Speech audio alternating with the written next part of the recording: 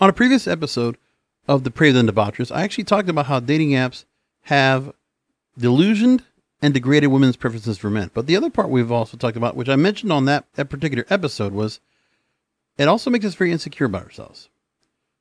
Our insecurities are heightened and amplified because of the fact that there are so many different people that are not like us, beautiful people out there, and aplenty. And you're saying to yourself, well, how am I going to fit in? I guess fear of missing out is feeling like you're not pretty enough, not beautiful enough. These beauty standards are out there that are being created by the health and beauty industry that makes $1 billion a year plus.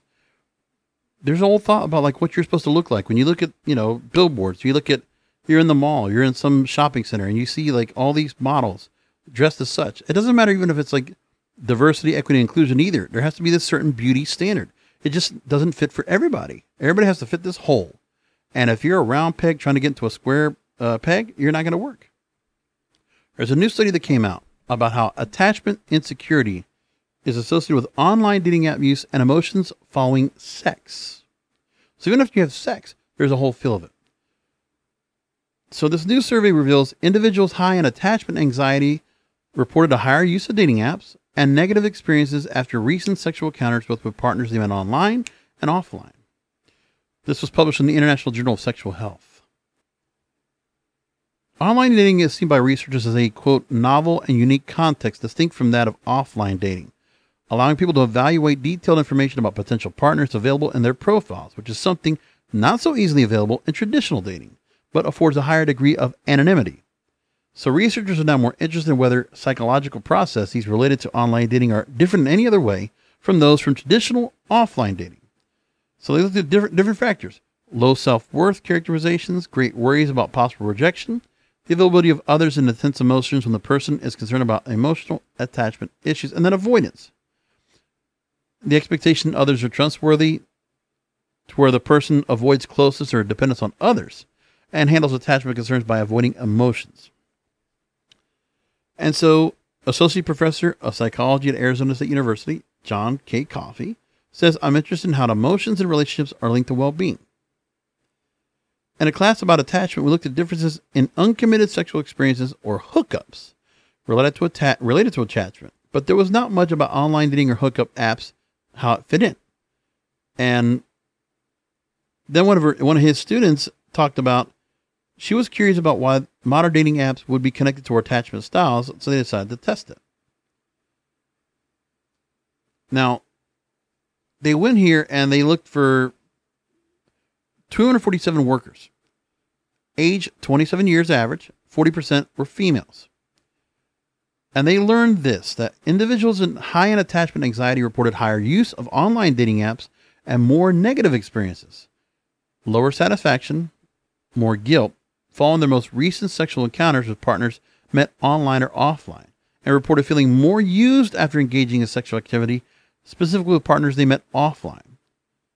Individuals that are highly avoidant, they reported more negative experiences following their most recent sexual encounters, but only with partners they met offline. So it's the attachment themselves, which is the attachment theory, the John Bowlby thing that goes back to the 50s.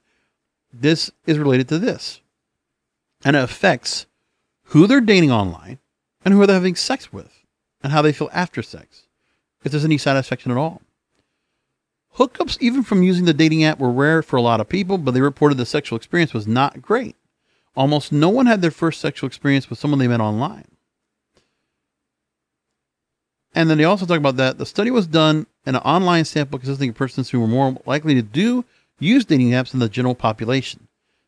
And they notice also that studies have also shown that women are higher in an attachment avoidance and men who are higher in attachment anxiety may overreport levels of romantic conflict relative to their partners.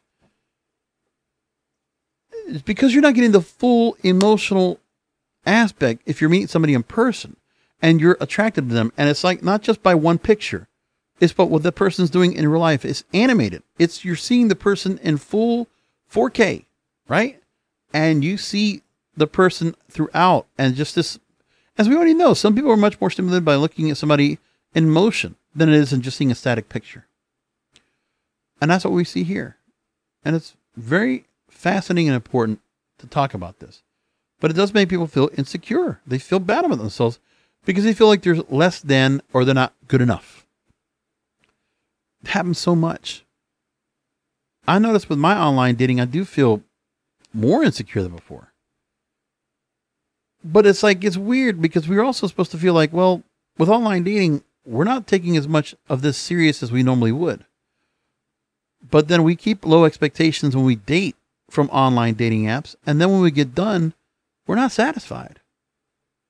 So why are we going for this in the first place? Why are we not going back out and meeting people in person? The pandemic didn't help, you know. And now we're here and it's like people are just not happy. And the dating apps are not helping at all. Because I think those that are using the dating apps and are successful with them, they kind of manipulate the system. They have a different mindset to it. And somehow it works for them. But it's not good for people that are healthy. Mentally healthy and feeling good about themselves. Because let's just say it like this. Dating online, or when we used to have dating for people going into the classified ads or writing Craigslist posts, a lot of us are damaged, including myself. We were damaged. And the fact that we had to go through and now we're dating like this, we're damaged. We didn't come off where like everybody else did. So it feels different.